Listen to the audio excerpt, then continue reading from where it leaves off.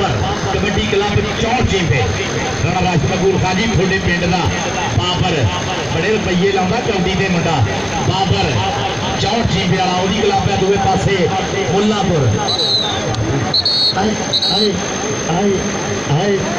तालियां वाले उस्ताद गामी वास्ते दी यार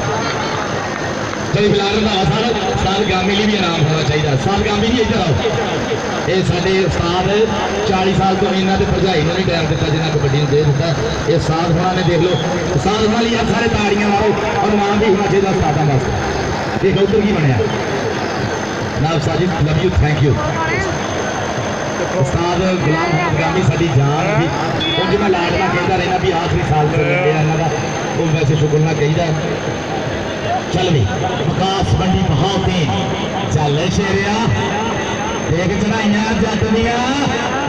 चल रही जट्टा चकने फटा पूरे रंधावे पूरे वट खाने हैं अबू सुफियान रंधावा लगाई अबू सुफियान रंधावा विकास आ जाए अपना नाम है जगला रंधावा साहब को अगले साल से देख ला ये कबड्डी मैनू लगता अगले साल भाई जी आप ना कबड्डी 365.com और दुनिया के सारे पेज सकने गाने फैसल क्योंकि राणा राजमकूर खान साहब चौधरी यासर जट साहब वर्गे शेर दिल जेडे पल्ला खर्च के जेब खर्च के चौधरी बिलाल शेर दिल चौधरी बिलाल रंधावा साहब कहते जी राणा राजमकूर खान जी कि खिंगर जैन गुलाब नहीं होंगे खिंगर जैन गुलाब नहीं होंगे शोले लोग नवाब नहीं होंगे बह के गालियां गिनतियां करना सजना नाल हिसाब नहीं होंगे सजना नाल हिसाब नहीं होंगे सजना ने बेहिसाबा खर्चा जाता आना जी अपना नाम भी ला पुत राणा एजाज 5 जींदे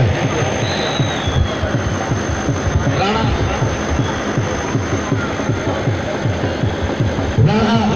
एजाज अपना इनाम थोड़े ला ठीक हो गया राणा एजाज